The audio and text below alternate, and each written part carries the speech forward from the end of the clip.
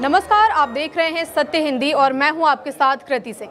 राजा रघुवंशी हत्याकांड में हर रोज नए नए खुलासे हो रहे हैं। राजा की मर्डर मिस्ट्री में सबसे बड़ा सवाल तो ये है कि आखिर सोनम मेघालय से उत्तर प्रदेश के गाजीपुर कैसे पहुंच गई और राजा की मौत के बाद इतने दिनों तक सोनम कहां थी। मीडिया रिपोर्ट्स में यह दावा किया गया है कि हत्या के बाद पुलिस ने अपराध स्थल से 6 किलोमीटर दूर एक हमलावर आकाश की खून से सनी शर्ट और सोनम का रेनकोट बरामद किया।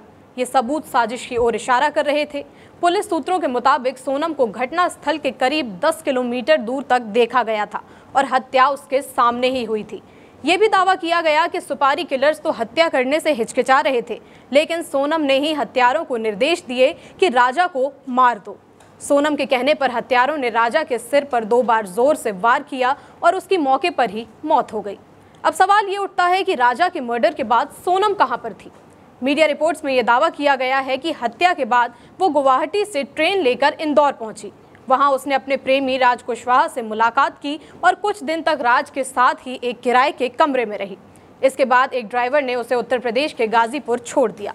9 जून को सोनम गाजीपुर के एक ढाबे पर दिखाई दी। उसने अपने चचेरे भाई को वीडियो कॉल किया और दावा किया कि उसे नशीला पदार्थ देकर गाजीपुर लाया गया था। वो खुद को पीड़ित दिखाने की कोशिश कर रही थी, लेकिन ये मामला तुरंत उल्टा पड़ गया। सोनम के चचेरे भाई ने तुरंत इंदौर पुलिस को सूचित किया, जिसने यूपी पुलिस के साथ मिलकर सोनम को गाजीपुर के एक ढाबे के पास पकड़ा, जहां सोनम ने बदहवास हालत में सरेंडर कर दिया। दावा किया गया कि सोनम कभी भी राजा के साथ शादी नहीं करना चाहती थी। वो अपने प्रेमी राज कुशवाहा से शादी करना चाहती थी, जो सोनम के भाई के प्लाईवुड कारखाने में अकाउंटेंट था।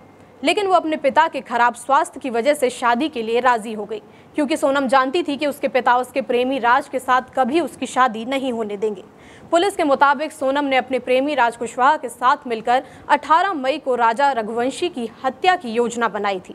पुलिस का कहना है कि इस हत्या का कारण ये था कि सोनम राजा को अपने रास्ते से हटाना चाहती थी, ताकि वो राज के साथ हमेशा रह सके।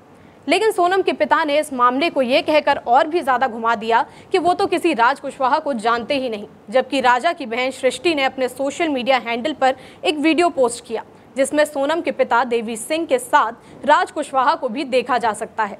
सृष्टि ने यह भी सवाल उठाया कि जब राज को जानते ही नहीं तो साथ में क्या कर रहे हैं। इस मामले में एक और कड़ी यहाँ पर जुड़ रही है कि सोनम और उसके प्रेमी राज ने राजा से सोना और पैसे लूटने के लिए योजना बनाई थी।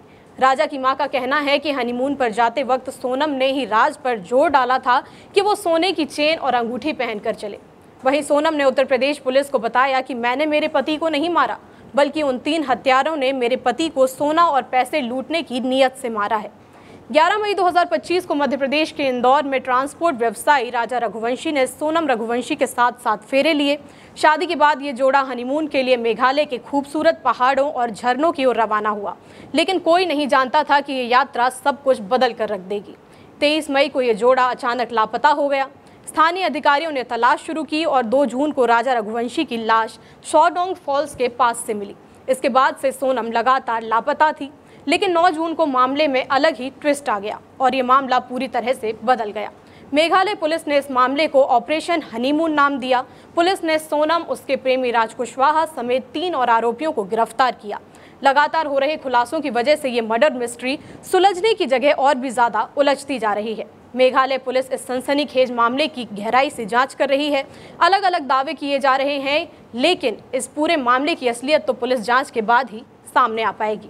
आपकी जो भी राय हो इस मामले में हमें कमेंट करके ज़रूर बताइएगा। वीडियो अगर पसंद आया हो तो लाइक और शेयर करें, और अगर आप चैनल पर नए हैं तो सब्सक्राइब करें। और अगर आपने अभी तक हमारे चैनल सत्य हिंदी का ऐप डाउनलोड नहीं किया है तो तुरंत ही ऐप डाउनलोड करें, ताकि सच्ची और सटीक खबरें आप तक समय पर पहुँचती रहें। फिलहाल के लिए इतना ही। देश दुनिया की बड़ी खबरों के लिए आप देखते रहिए सत्य हिंदी।